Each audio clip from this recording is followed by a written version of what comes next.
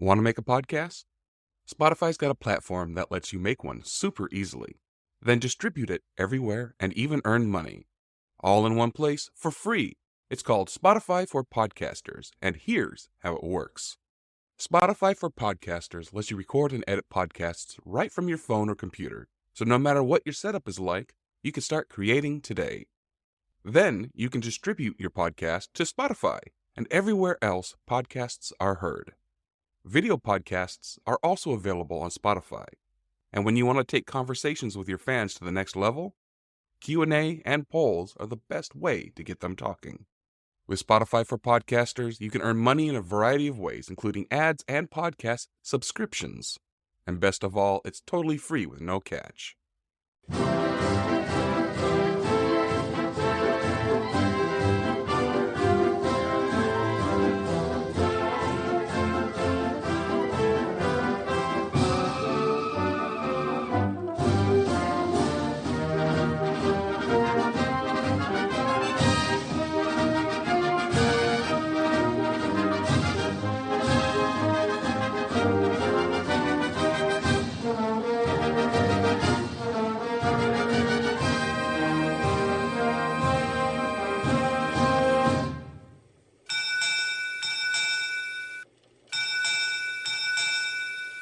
U.S. Navy History arriving. Welcome back to the U.S. Navy History Podcast. I am Dale and I am joined by ProBXO, Christoph. Good day, everyone. So we are covering the American Civil War. We are on the last bit of the Western Theator. This is going to be the Carolinas campaign and the end of the war. So, are you ready to get underway? Yes, indeed. You look confused. I always look confused. That's my resting face. Oh, okay. Glad we cleared that up. So, after Sherman captured Savannah, he was ordered by Grant to take his army onto ships and reinforce the Union armies in Virginia. This is where Grant was bogged down in the siege of Pittsburgh against Robert E. Lee. And Sherman, he had an alternative strategy. He persuaded Grant that he should march north through the Carolinas instead, and that way he could do scorched earth on the way up. You know, just like he did on his march to the coast. Yeah, I was thinking, when you're a pyromaniac and you're on a ship, that's a bad mixture. Well, everybody in this time's a pyromaniac. Yeah, that's true. Now, Sherman was very, very interested in targeting South Carolina because this was the first state to secede from the Union. So he figured this would really, really hurt Southern morale. His plan also encompassed that he wanted to bypass the minor Confederate troop concentrations at Augusta in Georgia and in Charleston in South Carolina and reach Goldsboro in North Carolina by March 15th. This is where he would unite with the Union forces commanded by John M. Schofield and Alfred H. Terry. So you know how in Georgia he split his forces to come from multiple directions? Yes. He did this to confuse them, to make sure that they didn't know that his first objective was the state capital in Columbia. I see. He then faced the Army of the Tennessee again, which has already been battered all to heck, and, a lot smaller than it was before. And on February 17th, Columbia surrendered to Sherman. Yeah, I know traditionally splitting your army is not necessarily a good thing, but I suppose the Union had such a numerical advantage that it probably was just fine. I think you're thinking of Dungeons and Dragons where you don't split the party. Oh, that is also relevant. Yes, you don't split the party there either, but I know that there were some instances where Lee split his army in order to attack the Union, but once those plans fell into the hands of the Union, they were able to divide and conquer in a way, whereas if Lee had not split his army, they probably would have been victorious. And so it's risky because you have fewer fighters in one place. But I think at this point, the Union was so much stronger and the Confederacy was so battered, like you said, that th- even by splitting the army and having the element of surprise, they really had a lot of things going for them. Well, Lee's mistake in that was that first of all, his plans fell into the enemy's hands. Always bad. And second, he was splitting it into multiple different areas of operations. All Sherman is doing here is splitting it so he can engulf the same I see. target. So, okay, same objective then. Okay, that's more clear. Thanks, Dale. You're welcome. Now, of course, in Columbia, fires begin, and most of the city is destroyed. So, those of you that drink whenever arson happens, you can drink now. Now, of course, the fires were uh, clouded in controversy even up to today, because some think that the fires are accidental, while others think they are a deliberate act of vengeance. Me, I think it's the firebug. It was done on purpose. Because, firebugs. They do what they do, yeah, for sure. Yeah. So once Columbia falls, the Confederates, they evacuate Charleston. And on February 18th, Sherman's forces pretty much destroy anything of military value in Columbia. And then the last Confederate seaport with any standing whatsoever in Wilmington surrendered on the 22nd. I have to imagine that was a huge blow to the morale of the Confederacy. Oh, yes. So Jefferson Davis and Robert E. Lee now is feeling that Beauregard, he's worthless. He cannot handle the threat from, the Union. So they take Johnson and said, hey, you are now in command of the forces in Carolinas, which included, the last bits of the Army of the Tennessee. So he brought all the forces together and renamed them the Army of the South, and then attacked Bentonville in the Battle of the Bentonville, where he tried to defeat one wing of Sherman's army. He did not. He was trying to, keep both wings from rejoining one another in Goldsboro. Now, the initial attack overwhelmed the first line of the Union, but Slocum, who was in charge there, was able to rally his men to resist Johnston until Howard arrived at the battlefield that night.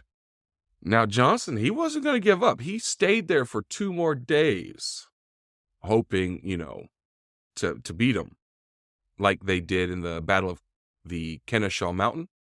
But after a couple of days, he was like, yeah, this is not happening. And he retreats back to Raleigh with Sherman in hot pursuit. On April 11th, Johnson then receives word that General Robert E. Lee surrendered at the Appomattox Courthouse. This made him go, well, I think things are done. And he sends a letter to Sherman requesting terms for surrender. So, traditionally, when the in the case of Lee surrendering at Appomattox, that signals the end of the war. Are there traditionally smaller surrender negotiations like in this case? This seems odd. Every surrender is a different negotiation. The general surrender, it takes time to reach the ears of people further away. They don't have radio communications like we do now. Right. And you always have, groups that continue to resist even after. I mean, look at the examples of some of the Japanese soldiers after World War II. Yeah, that's true. I think the very last Japanese soldier surrendered in the late 70s. Yeah, something like that. After lots of attempted convincing. Right. He was so fanatical is not the right word. Uh, Loyal to the cause, perhaps? he was so loyal to his emperor and to his country that he did not believe that Japan would have surrendered at all. But yeah, terms of surrender from army to army is quite common. So 3 days after Abraham Lincoln was assassinated on April 18th, Johnston signed a armistice with Sherman at Bennett Place. This is a farmhouse near Durham Station. Now, Sherman, he got himself into a little bit of trouble politically because he offered terms of surrender to Johnston that encompassed political issues as well as military issues, because he did not get permission from Grant or, the U.S. government. So, what issues did he include? That's really unusual. I'm sure, while I don't know, I am sure it had something to do with like, officer to officer, you're good in my book. There'll be no repercussions. You can keep your position, yada, yada, yada, crap like that. Got it. Ooh, that would be, yeah, given what happened to everybody else that was in any kind of leadership in the Confederacy, that's a no-no. Yeah. So this, of course, created lots of confusion, and the confusion lasted until April 26th. Then Johnson agreed to purely military terms of surrender, which were pretty much almost the same that Lee got at the courthouse. And that's when he formally surrendered his army and all of the Confederate forces, actually, in the Carolinas, the Georgia, and Florida. There were, other battles during this time as well. A guy named Major General James H. Wilson, who commanded the Cavalry Corps of the Military Division of the Mississippi, he launched a raid in March into central Alabama, and he had orders to destroy the remaining Confederate industry in the region, especially at Elyton and Selma.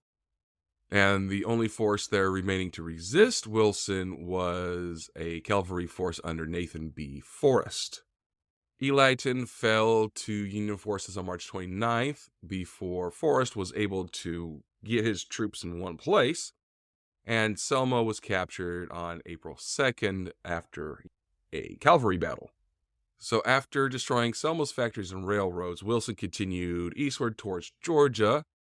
He wanted to capture the bridge across the Chattahoochee River at Columbus in Georgia, and then he continued on to Macon. On April 21st, he received word from Sherman to, quote, desist from further actions of war and devastation until you hear that hostilities are renewed. So, in modern terms, stop it. Ceasefire. Although I do like the use of the word yo, I also like the word desist. So I kind of wish we could harken back to days of old, but at the same time, what would rap sound like? It would be crazy. Desist. Ceasefire. In mid-March, Major General Edward R.S. Canby, he commanded the military division of Western Mississippi, and he makes a landing near the entrance of Mobile Bay and starts going along the eastern shore to the Spanish fort, where they started a siege on May 27th. On April's Fool's Day, the Union forces, commanded by Frederick Steele, he arrives from a overland route from Pensacola and started besieging Fort Blakely. And then about 7 days later, the Union forces started a artillery bombardment on the Spanish fort with 90 field pieces. Whoa. After softening up the defenses, they led a charge with the infantry and just overwhelmed the Confederate defenders. Canby then moves against Fort Blakely the next day, quickly overwhelming that fort as well. These fights forced the Confederacy to evacuate Mobile.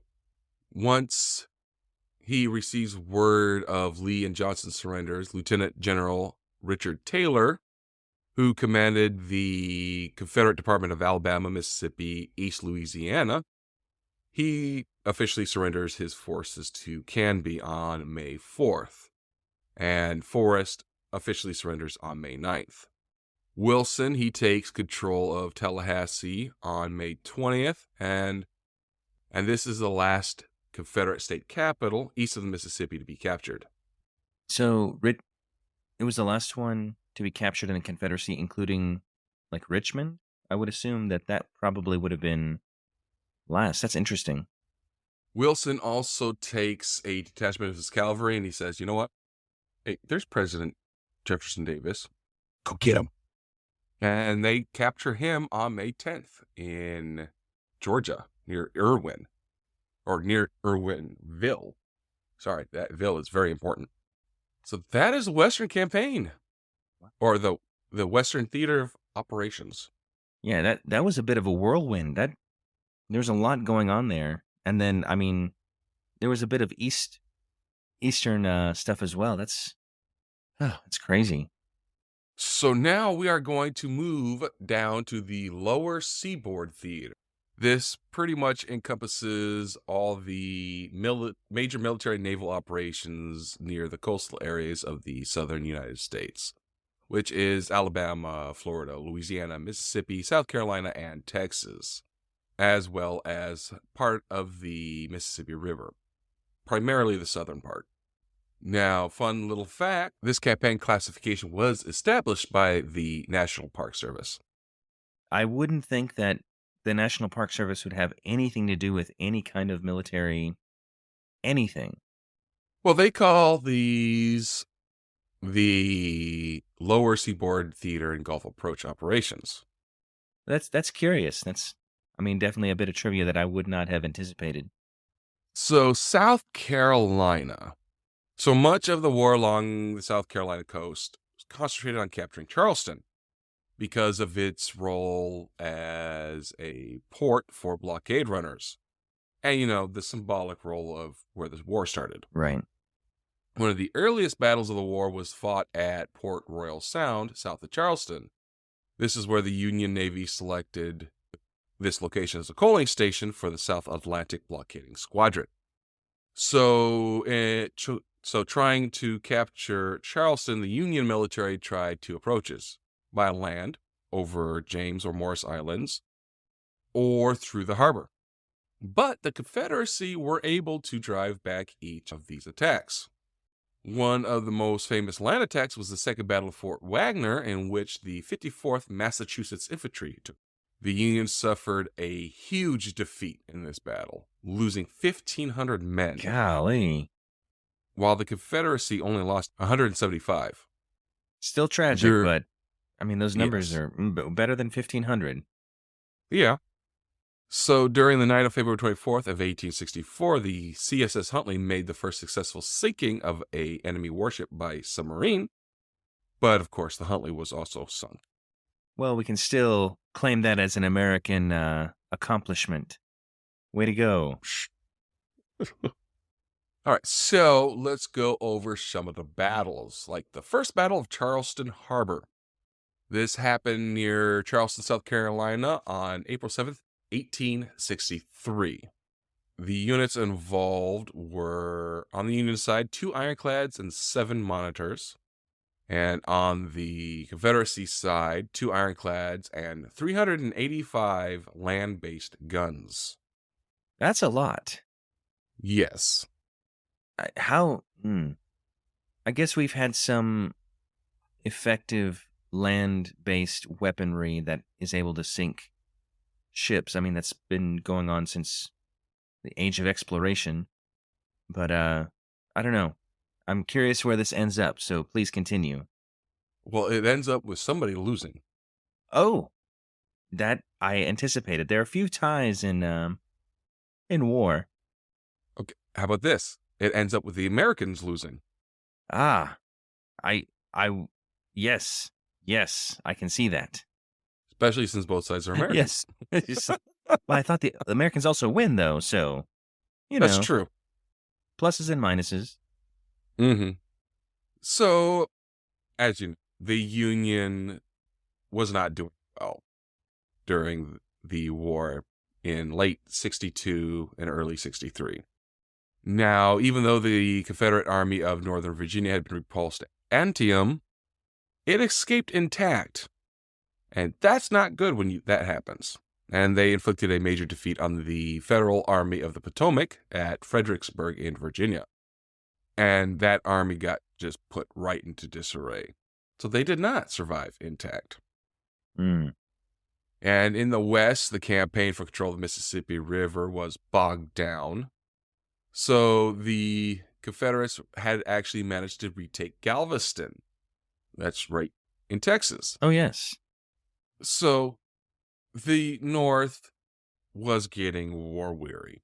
And the fall elections were concentrating on a referendum about the war. So this was going to swing away from the Republican Party. Interesting to see how So, history is consistent. yeah. So, of course, the administration, the Lincoln administration, began applying a lot of pressure on all the guys that are in charge of all the different units and armies and stuff, telling them to get out there and win. We need to lift the national spirit. Wait a minute. Are you trying to tell me that there was a politician that, for purely political purposes and trying to assure their victory, applied pressure to the military in spite of the actual dangers and difficulties they were facing? Yes. Ugh, that's unheard of. Wink, wink. Sorry. Okay. Continue. I was gonna say, which country have you been No, following? it happens all the time. This is a sad testament to the power of narcissism, I suppose. So, because of all this, the Navy started to want to really go after Charleston. Now, the Charleston of 1863 was only had a limited military significance because the active centers of combat were mostly around Virginia and inside the country. So its value for blockade runners was really not much more than, Mobile or Savannah. And of course, Wilmington was pretty much the number one port for blockade runners. But it was selected as a target because of its symbolic worth, not because of its for its strategic worth. So one of the most vocal guys that wanted this attack to happen was the Assistant Secretary of the Navy, a guy named Gustavus Vasa Fox. But that's because he had a ulterior motive. He wanted the Navy to be free from the Army. So he was not disappointed when the General-in-Chief, Henry W. Halleck, was like, I'm not doing this. You're not. No, the Army doesn't want this.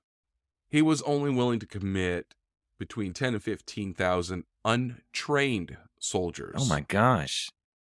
That seems like it's not very good. I mean, it's a lot of men. What is that quote from Napoleon? Quantity has a quality all its own, but Yeah. still, untrained. Well, he was doing this so he could exploit any successes made by the Navy, but, untrained soldiers are really not going to do much of anything. Right. So the Navy's, they supported the operation by assigning pretty much all of its armored vessels to the South Atlantic Blockading Squadron. This was commanded by Rear Admiral DuPont, and these vessels included the USS New Ironsides. This would be DuPont's flagship. There was also the new Pasonic class gunboats. These were designed to be improved versions of the USS Monitor. And as they were commissioned, they were sent to South Carolina. So they had 7 of these new guys when the attack happened. They also had the experimental armored gunboat Keokuk. Now, Admiral DuPont, he was not as excited about these armored vessels as a lot of other people were in the Navy. Even though, they could withstand whatever punishment the coastal artillery could dish out, it also meant that their offensive capabilities were severely restricted. New Ironsides, she carried 16, but each of the other ones only carried 2. Only two. Yep. Were they at least turret based, or I guess just fixed? This was fairly early on, right? Yeah, this is 64, 63, 62, 63. Okay. Um, Here is a picture. Let me open that up. Here is a picture of the Passaic class monitor. As you can see, this is pretty much just a hull a couple inches above the water with a big round conning tower in the middle, which is where the cannons would be. So whether it was turreted or not, um, more than likely it wasn't turreted. What they would do was just position the cannons where they needed it on a track system That makes sense. during Yeah. this time. So these boats only had 2 cannons. They had one 15-inch and one 11-inch gun. And the Keokuk had 2 11-inch guns. These were larger than the typical 32-pound cannons that would be used against them from the guys on shore, but their rate of fire was much slower because it took 7 minutes to swab, reload, and aim between shots. Wow. Now, DuPont, he didn't have any alternative plans, so he, made do with what he had. He decided he was going to concentrate on how to preserve his ships. And, so he's going in with the battle with a defeatism attitude. So that's not going to be good. No, never a good starting point. So on the Confederate side, the General PGT Beauregard, you love that. I do. It's such a great name, even though later he was relieved of duty for ineffectiveness. That name goes a long way. Yeah. He was in command of the Confederate Department of South Carolina, Georgia, and Florida.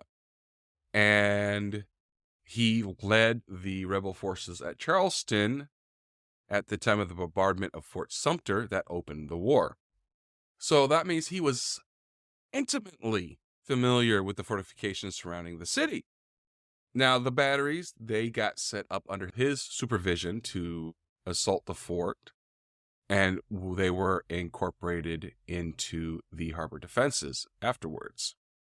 Now, the guys that replaced him, Major General John C. Pember and Brigadier General Roswell S. Ripley, they did make some additions in the year and a half that Beauregard, was on vacation, I guess, or, assigned to other things.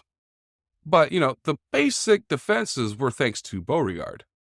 The fortifications that had been set up around the harbor were very, very well placed to repel attacks from the ocean. The most seaward guns were placed in Battery Wagner, often called Fort Wagner, and Battery Gregg, which both of these were on Morris Island. Near to them, there was a man-made island. This was Fort Sumter. Then there was Fort Moultrie and its batteries across the harbor on Sullivan's Island. So these formed the first and outer defensive ring. Then there was a second ring. This was Fort Johnston and Battery Glover on James Island, and Fort Ripley and Castle Pinckney in the harbor. And then the White Point Battery at the southern end of the city itself. Then there's the third ring. This was several batteries on Cooper and Ashley Rivers in Charleston. These were intended to protect against land assault on the city. So, all in all, this was 385 land based guns. That is significant. That is so many forts. As you were going through the entire defensive system, I thought to myself, is this something surely that was made specifically for the Civil War, given that we're a couple years in? Or were these already in place? I mean, given that it's a harbor, you're going to have some piracy and you need to defend yourself as a port town. No, this was built up in the year and a half when between when the war started and this happened. But That's, that's not all the defenses. that's still very impressive. There was also shipping barriers spanning the harbor. There was a row of pylons that stretched from Fort Johnson to Fort Ripley in the middle. Now, these were ineffective because storms and strong tides ripped out major sections of these defenses. So they tried to put a boom between Fort Sumter and Moultrie. This was formed by 20-foot lengths of railroad iron floated by large timbers bound together by chains and then anchored at intervals to the bottom.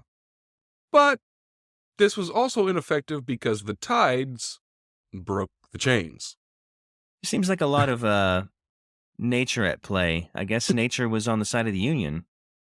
Nature doesn't give a crap. So they put a rope obstruction that was meant to foul the propellers of any vessels coming in. So despite all the effort that went into putting all these barriers in the harbor itself, or in the, inlet, in the harbor, the defenders were like, that's not going to stop them. Even the torpedoes that we put out there, that ain't gonna work.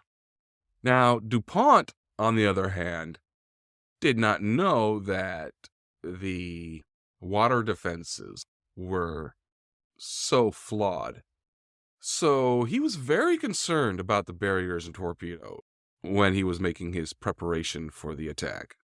Now, the naval contingent for the Confederacy were the CSS Chichora and the CSS Palmetto State. These were two armored gunboats. They were ready to go if the Union neared the city. They would only be used in extreme circumstances because they were not fast. They did not pose a threat to the monitors because they were not monitors. They were armored gunboats. So, Right. Yeah, that's a big difference. but even though the harbor defenses weren't very good, the defenses for Charleston were very, very strong. And Beauregard knew, though, that he would have to prepare for the worst because prepare for the worst, hope for the best. So he made the decision to defend the city street by street if necessary.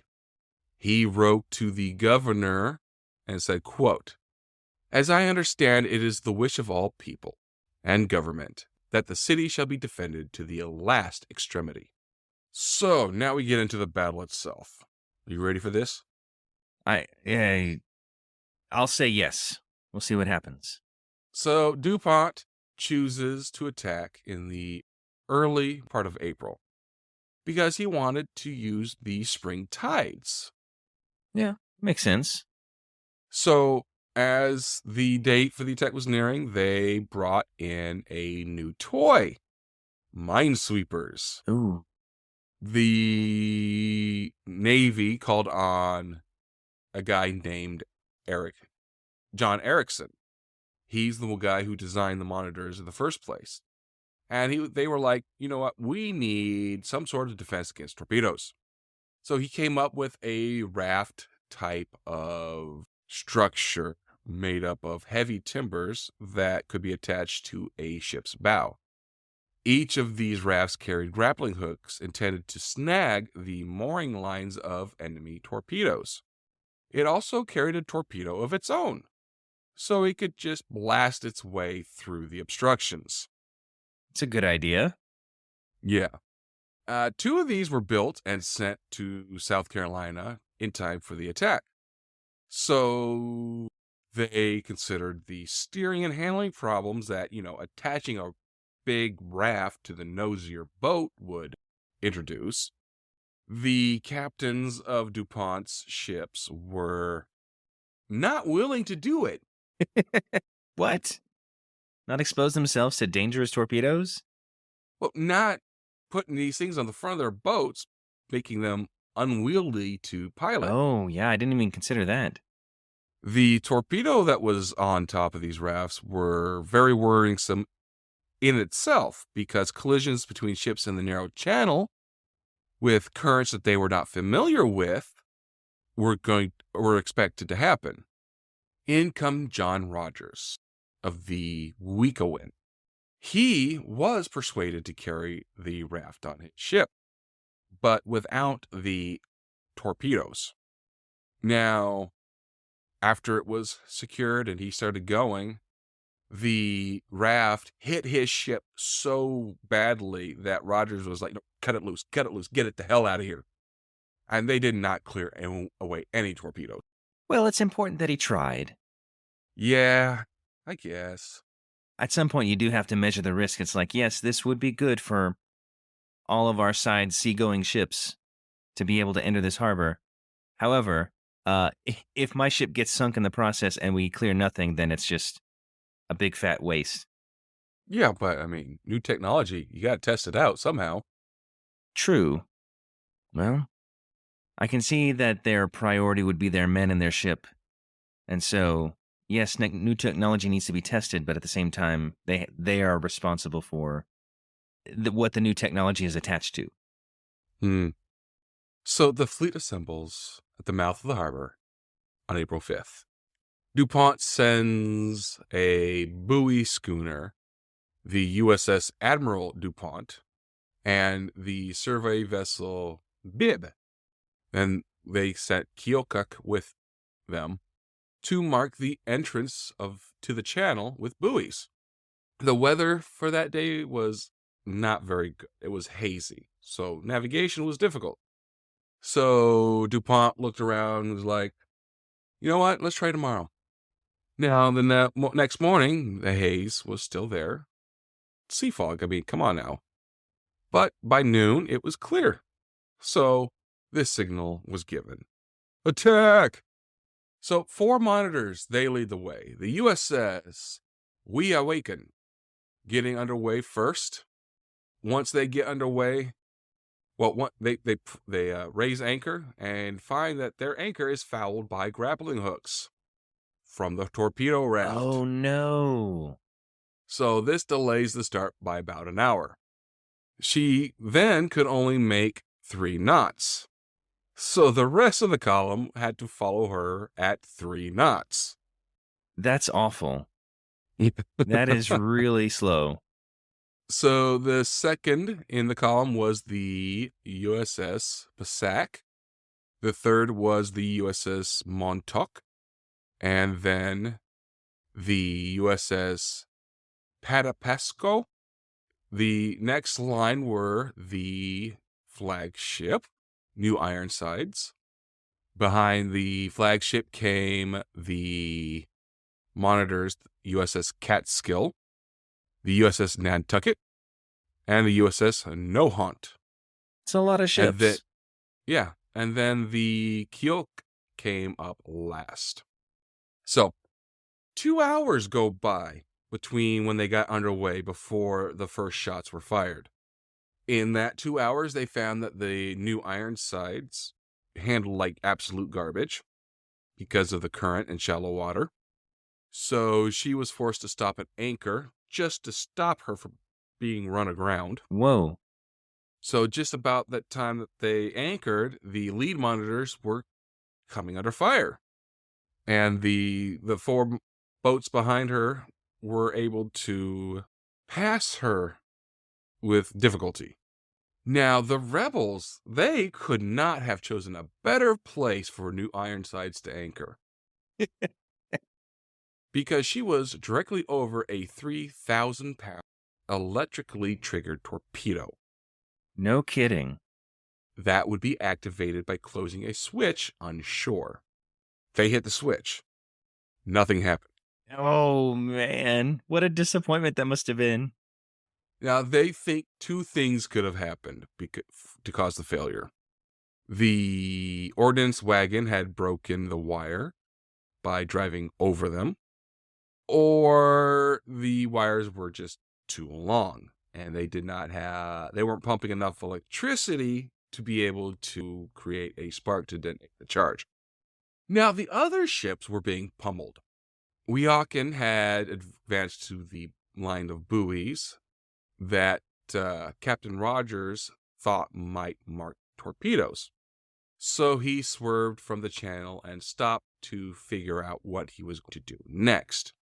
Once he stopped, there was an underwater explosion, and this hit the vessel. Rogers, he thinks it's the torpedoes, but historians believe that more than likely it was an explosive shell from the fort. Whether it was a torpedo or an exploding shell, there was really no damage to the ship. But since she left the channel and stopped, everybody behind her were like, what the hell is going on? And so that meant that whatever battle plan DuPont had at this time completely collapsed.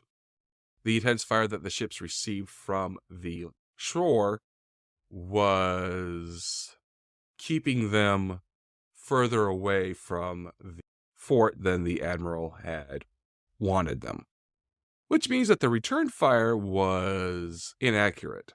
So accuracy, even at this time, not the best anyway. So this really didn't determine the result. What determined the result was the sheer disparity in firepower. In the course of the 2-hour fight, the Confederate forces got off more than 2,000 shots. Golly, that is a lot of shots. 520 hit. The Union fleet, they only fired off 154. Hmm. Now, the armor did its job and protected the crews, but several ships were damaged enough that it impaired their fighting abilities, like, jammed turrets and gun port stoppers. Now, the Kyuk was hit the worst, because she's the one with the turrets. Oh, She was hit 90 times. wow. 19 of these were below the waterline. So I'm picturing the situation. You've got this bay, all these land-based guns shooting at all these ships. And from what I understand, these monitors, they're pretty low in the water. Like a lot of it's under the water and then it's kind of just above the water line. And I'm trying to figure out how you would communicate, especially in a battle scenario. Like you're defending against all these land-based shots. How does one ship tell another ship, "Hey, I'm in trouble," or "Go around," or "There's no radio. I know there's semaphore, but you really can't it doesn't seem safe." You know what I mean? How would that happen? You also have things like whistles, trumpets, anything to make a loud, piercing noise. Okay, And, I mean, people are on deck anyway, fighting. that's true. So, semaphore. Okay. I was thinking about how the armor would protect the ship generally, but of course, not necessarily the men on the the deck of the ship. Right. It also just depends on the configuration of the boat. All right. Yeah, when you said it had the battle had broken up just because of the lead ship having to sail away. I was No, wondering the lead ship stopped because they didn't know what the heck was Oh, going right, on. right. Sorry. That's okay. I'm just trying to picture it in my mind, and you're helping me understand how they were able to talk amongst themselves. Hmm. And, I'm sure rude finger gestures were also part of that. Oh, yeah. I'm sure they had, spy glasses so they could see each other's fingers quite clearly. Yes.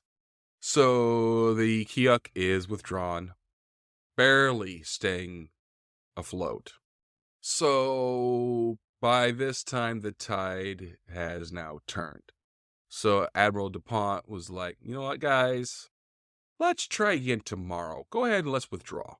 So, in DuPont's official report, he asserted that he fully intended to renew the attack the next day. But all his captains were like, no way, dude. That sucked.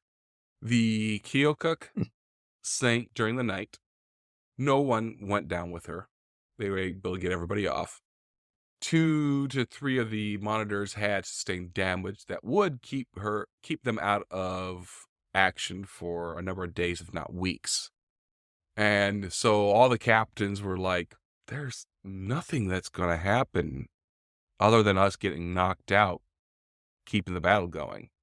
Because even if we knock out Fort Sumter, there's still like Yeah. 300 guns around us. And we didn't even get through the first defensive ring. That's crazy. So, yeah, the battle doesn't get any more. The Union loses an ironclad, and Fort Sumter had sustained damage that was repaired very quickly. So, based on the beginning of this episode, where we have Sherman pushing to the sea and eventually taking this city, right? Eventually. Yeah. So That's later in the war. yeah, this is years later. Um, that seems to be the only, based on these defenses, the only way they could have, unless they just had incredibly maneuverable ships and quite a lot of them to be able to attack from the sea, based on these defenses. Well, remember, by the time Sherman comes along, the Union or the Confederacy had been so ground down. Yeah. Just You manpower, know, equipment, all that stuff was very limited. So even if they would have attacked from the sea, that maybe the number of shots they would have shot would have been 10%. Who knows? there's no way to know. But by the time that city's taken, it's the end of the war anyway. Mhm. So casualty count was actually very low, even with the huge amount of fire. There was only one man killed in the fleet, a guy named Quartermaster Edward Cobb, and there were 21 casualties. On the Confederate side, 5 were killed and 8 were wounded. So the aftermath of all of this, the Secretary of the Navy, Welles, he was like, what? What? Right. What? The small casualty list with DuPont's defeatism going in led him to believe that the first attack was not, you know, Elegant. as effective Yeah. as it should have been. Right. Now, his criticism did get a little bit lighter when John Rogers, who was known as a competent and aggressive officer, sided with DuPont. Oh. Rogers was like, Charleston could not be taken just by naval assault. This had to be a combined Army-Navy operation. If only they had 15,000 untrained troops. So, Willis is like, okay, I agree with you now. Charleston could not be taken by naval forces alone. But the die was already cast. Oh. These guys were now enemies. Willis fires him on June 3rd, places him with Rear Admiral Andrew H. Foote. Now, Foote, as we had gone over before, he was wounded during the Battle of Fort Donelson, so he never recovered from it. He died before he could get to his new command. So, Welles then very reluctantly gave it to Rear Admiral John A. Dahlgren. Now, the captains of the fleet, they fared a lot better than DuPont did. None of them suffered professionally for their participation in this, failed attack. And 7 of them actually became rear admirals, eventually. I guess they did their duty. It was not a matter of the ship's action, but more the strategy behind the overall effort. So I could see why that's how it went down. Yeah. The monitors, the new Ironsides, they continued to take part in the blockade of that city. And how the Keokuk went down? She sank in shallow water. So her smokestacks were still above the water. So they knew where she was. And a guy named Adolphus W. Lacoste, who was a civilian in Charleston, was hired by the Confederate government to salvage the two 11-inch guns from the boat. And they were able to work by night to escape the notice of the blockaders to recover them. That's pretty cool. I mean, I can only imagine trying to work at night in a way that does not draw attention from any light would have drawn attention from the ships. And so that's very impressive. Yeah, they did very good. So that is the first Battle of Charleston Harbor. Well, all right. We made it, Dale. How you feeling about that? Yeah, it's okay. I'd love to history I love and strategy I love and seeing it all come together is really fascinating. But then you're like, "Ah, come on, guys." It's always a little depressing, but at the same time interesting. So, uh, normal. I feel normal. All right. So we are going to honor one of our fallen angels now with our partners at HeroCars.us. We're going to honor Chief Petty Officer Christian M. Pike. His hometown was Peoria, Arizona. He served with the CTT 1781 SEAL Team 5 Naval Special Warfare Group 1. He received the Bronze Star Medal with Valor and a Purple Heart. His date of sacrifice was March 13th, 2013, killed in action in Maiwand District, Afghanistan. He was 31. So, cryptologic technician, technical chief, Christian M. Pike was born in Berlin, Germany in 1981, thousands and thousands of miles from American shores. But he discovered at an early age he was part of a family that had a distinguished legacy of service within the United States military. His maternal grandfather had served in World War II. His uncle, who became a major influence in his life, retired as a colonel in the Green, and his mother, Diana, spent over a decade in the U.S. Army's cryptologic service. His mother's duty assignments took the family to Vint Hill Farms in Warrenton, Virginia, Fort Meade, Maryland, and finally to Peoria, Arizona. And as a student at Peoria High School, Christian pursued a variety of hobbies and interests, including cars and ceramics. He graduated in 2000 and went delayed entry in the United States Navy in 2001, joining the long line of family members who served the nation.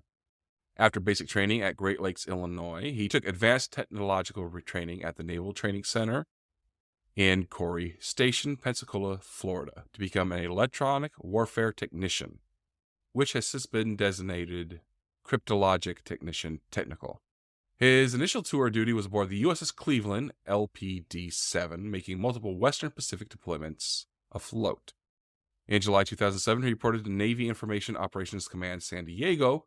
During this tour, he supported Navy cryptologic operations in the Pacific and volunteered to deploy to Iraq in support of Marine combat operations. In 2011, he reported to Naval Special Warfare Support Activity 1 in Coronado, California, from which he deployed in March 2013 to Afghanistan, assigned to Echo Platoon, SEAL Team 5 in support of Operation Enduring Freedom. As a highly trained specialist, Chief Pike's job was to use a wide range of finely honed cryptologic skills to gain critical intelligence on real-time enemy movements and actions. As was the case with everything he did in life, on the battlefield, Christian exhibited a passion for his work, and his efforts played a critical role in helping his unit to achieve their objective and save lives. Chief Pike's longtime friend, Petty Officer John P. Goodson, noted that, quote, he knew how to get the best out of someone. On March 10th, 2013, Chief Pike and his unit found themselves in a fierce battle with a large number of insurgents. Before making contact with the enemy, Christian was able to provide a warning of their approach. Despite this knowledge, the group was badly outnumbered, and during the ensuing firefight, Christian was seriously wounded. He was evacuated and airlifted to Landstuhl regional medical center in Germany, but died days later. From the time he was growing up until his final moments, Chief Petty Officer Christian Pike remained true to his family's legacy of service and sacrifice. His devotion to his fellow service members and the finest traditions of the United States Navy never faltered. His was a life exemplified by honor, devotion to duty, and the unbridled joy and happiness that he brought to his family and friends. At Christian's memorial service, Diana Pike noted with great pride that her son had, quote, led a life he chose. He was so happy, and happiness is all any mother would want for her children. He loved his job, he loved the Navy, and he loved his team. For his heroic achievement in connection with combat operations against Chief Pike was posthumously awarded the Bronze Star with Valor. He was the first SA-1 service member to be killed in combat while supporting Operation Enduring Freedom. So, Chief Petty Officer Christian M. Pike, thank you. Thank you. All right, Christoph, would you like to take us out? Oh, by all means. Thank you very much. So, first, thanks for listening. You've made it to the end of another incredible episode. So thank you for joining us. If you would like to get a hold of us, you can email us at usnavyhistorypodcast@gmail.com. If you would like to follow us on Twitter or reply to us on Twitter, you can find our Twitter handle as at USNHistoryPod. Feel free to do that. Also, please join the Discord server. The link to that will be in the show notes. And the thing that I forgot last time was that we are on YouTube. So, mosey on over to YouTube and check us out there too. There should also be links to the hero cards and merchandise. If you'd like to support us, that would be fantastic. So, is that everything, Captain? I always forget something. No, that's good. All right. Well, that worked out. So, as always, we wish you fair winds and following seas. Goodbye. Bye-bye.